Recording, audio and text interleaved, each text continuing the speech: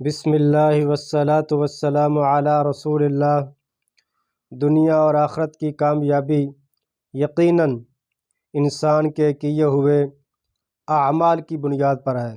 رب تعالیٰ کا فرمان عالی شان ہے وَأَن لَيْسَ لِلْإِنسَانِ إِلَّا مَا سَعَىٰ، کہ انسان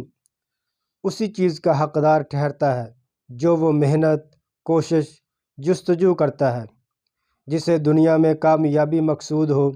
کوئی بڑا منصب اور اس کا بہت بڑا کوئی ہدف ہو، اس کے لیے اسے اتنی زیادہ محنت،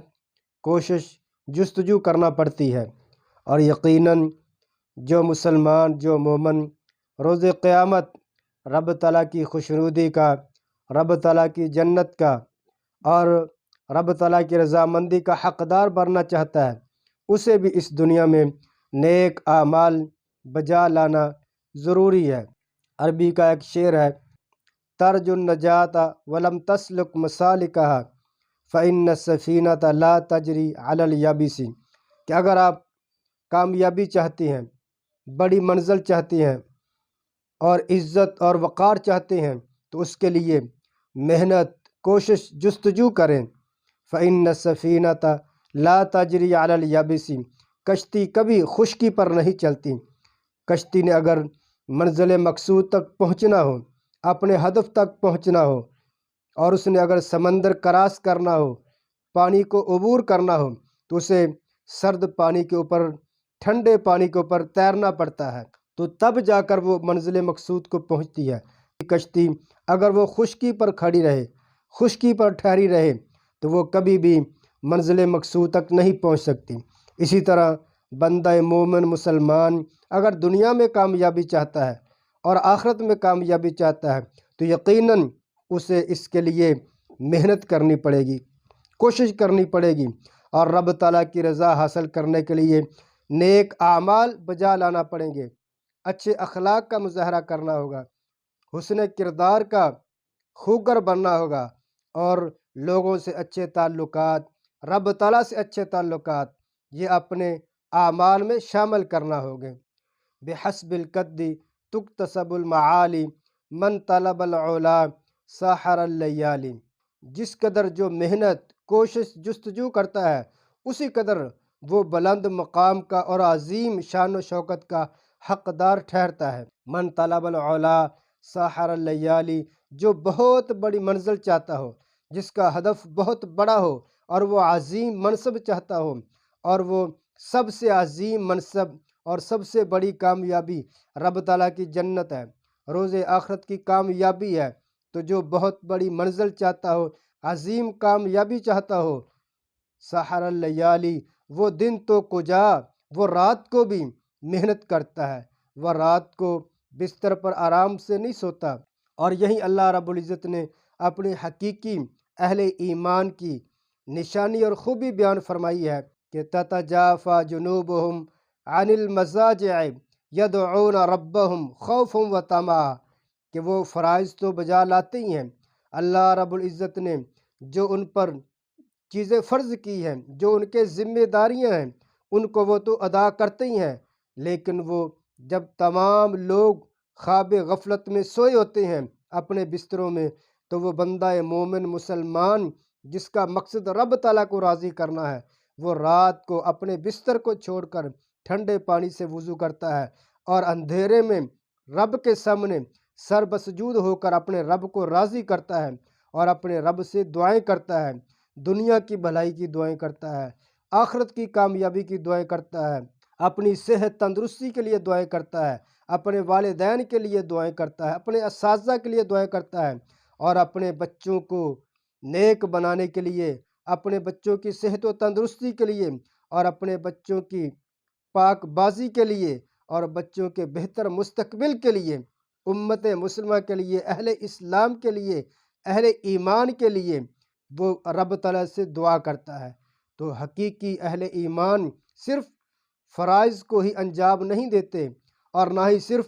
وہ دن کو اللہ رب العزت کی عبادت کرتے ہیں، بلکہ فرائض کے ساتھ ساتھ وہ سنن کا اہتمام کرتے ہیں، نوافل کا اہتمام کرتے ہیں، رب تعالیٰ سے دعا کرتے ہیں، مناجات کرتے ہیں، تنہائی میں، خلوت میں اپنے رب تعالیٰ کو منانے کی کوشش کرتے ہیں، اور رات کی وہ نیند کو قربان کر کے اور اپنی صحت تندرستی کی فکر کیے بغیر وہ رب تعالیٰ کو راضی کرنے کے لیے بقدر استطاعت محنت کوشش جستجو کرتے ہیں۔ اسی لیے اللہ رب العزت بندہ مومن اہل ایمان کو روز قیامت جب جنت عطا فرمائیں گے تو انہیں یہ ساتھ اعلان فرمائیں گے وَتِلْكَ الْجَنَّةُ الَّتِي أُورِثْتُمُوهَا بِمَا كُنْتُمْ تَعْمَلُونَ کہ آج جس جنت کا تمہیں وارث بنایا گیا ہے، جس جنت کے تم حقدار ٹھہرے ہو، اور جو جنت کی نعمتیں تمہارا مقدر اگر ٹھہری ہیں تو اس کی وجہ دنیا میں کیے ہوئے تمہارے اعمال ہیں۔ تو جو بندہ مومن مسلمان جس قدر اور جس اہتمام سے اللہ رب العزت کی عبادت کرے گا، اللہ تعالیٰ کو راضی کرنے والے اعمال بجا لائے گا، اچھے کردار اور اعلیٰ اخلاق کا مظاہرہ کرے گا، وہ اسی قدر دنیا میں بھی عزت اور شرف کی نگاہ سے دیکھا جائے گا، اور اللہ رب العزت اسے بلند مقام عطا فرمائیں گے، اور آخرت میں بھی یقیناً وہ رب تعالیٰ کے رضامندی اور اس کی خوشنودی کا حقدار ٹھہرے گا۔ تو وہ کیسے اہل ایمان تھے جنہوں نے زندگی بھر اللہ رب العزت کی عبادت کی، بندگی کی، لیکن وہ زندگی کے آخری لمحات میں پریشان تھے۔ پریشان کس لیے تھے؟ اس لیے تھے کہ کاش ہم اس سے اور زیادہ نیک اعمال بجا لاتے۔ سیدنا ابو ہریرہ رضی اللہ تعالی عنہ یقیناً جو تعارف کے محتاج نہیں ہے، کتب احادیث میں ان کی بے شمار احادیث ہیں،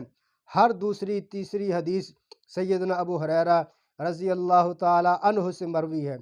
جنہوں نے حصول دین کے لیے اور نبی علیہ الصلوۃ والسلام کی رفاقت کی خاطر انہوں نے سب کچھ قربان کیا۔ وہ نبی علیہ الصلوۃ والسلام کے پاس رہتے، بھوک برداشت کی، تنگ دستی برداشت کی، کس لیے؟ تاکہ دین سیکھ لیں، اللہ رب العزت کو راضی کر لیں، اور نبی علیہ الصلوۃ والسلام کی زبان اقدس سے جو بھی بات نکلے ان کی خواہش ہوتی کوئی بھی بات ایسی نہ ہو جو سننے سے میں محروم رہ جاؤں، اس لیے وہ ہر وقت نبی علیہ الصلوۃ والسلام کی خدمت اقدس میں حاضر رہتے۔ تو انہوں نے دیگر بھی بے شمار اسلام کے لیے خدمات انجام دیں، لیکن زندگی کے آخری لمحات میں وہ زار و قطار رو رہے ہیں، ان کی آنکھیں اشک بار ہیں، آنسو تھمنے کا نام نہیں لے رہے۔ تو ان کے ساتھی پوچھتے ہیں ان سے کہ آپ اس قدر کیوں غم زدہ ہیں، کیوں پریشان ہیں؟ اور پھر وہ ان کی نیکیوں کا، ان کے نیک اعمال کا، اور نبی علیہ الصلوۃ والسلام کی رفاقت کا اور اسلام کے لیے ان کی خدمات کا تذکرہ کرتے ہیں کہ آپ نے تو یہ نیک اعمال انجام دیے ہوئے ہیں، اس لیے آپ اب زندگی کے آخری لمحات میں کیوں پریشان ہو رہے ہیں؟ تو انہوں نے جو الفاظ کہے وہ ہمارے لیے باعث نصیحت ہے اور ہمارے لیے لمحہ فکریہ ہے کہ جنہوں نے زندگی بھر اسلام کے لیے وقف کی، اور آخر میں ان کے کیا جذبات سے کیا لمحات تھے اور کیا فکر انہیں کھائی جا رہی تھی۔ وہ کہتے ہیں مجھے اس چیز کی کوئی فکر نہیں کہ میں فوت ہو جاؤں گا، مجھے غم تو اس چیز کا ہے قلت الزادی و بعد السفری، میں اس چیز پر اشکبار ہوں، اور مجھے یہ سوچ کر رونا آ رہا ہے فوت ہونے کے بعد کا جو سفر ہے، منزل ہے، بہت دور ہے، لیکن اس کے لیے تیاری میں نے بہت کم کی ہے۔ تو جنہوں نے ساری زندگی اللہ رب العزت کی عبادت اور بندگی میں گزاری، وہ دنیا سے جاتے ہوئے اس قدر پریشان ہیں، اور ان کی کیا حالت ہے۔ اور آج ہم ہیں کہ ہم نے زندگی بھر ہو سکتا ہے اللہ رب العزت کی مخالفت کی ہو، نافرمانی کی ہو، دین کو سمجھنے کے لیے 1 گھنٹہ تو کجا چند لمحات نہ نکالے ہوں، اور پوری زندگی ناظرہ قرآن، نماز، روزہ، حج، زکوٰۃ ان چیزوں سے بھی ہم نا آشنا ہوں، لیکن ہم اتنے اطمینان سے اور اتنے سکون سے زندگی گزار رہے ہیں جیسے اللہ رب العزت نے ہمیں دنیا میں اپنی رضامندی کے پروانے عطا کر دیے ہیں، اور ہم بے فکری میں سوئے رہتے ہیں، دن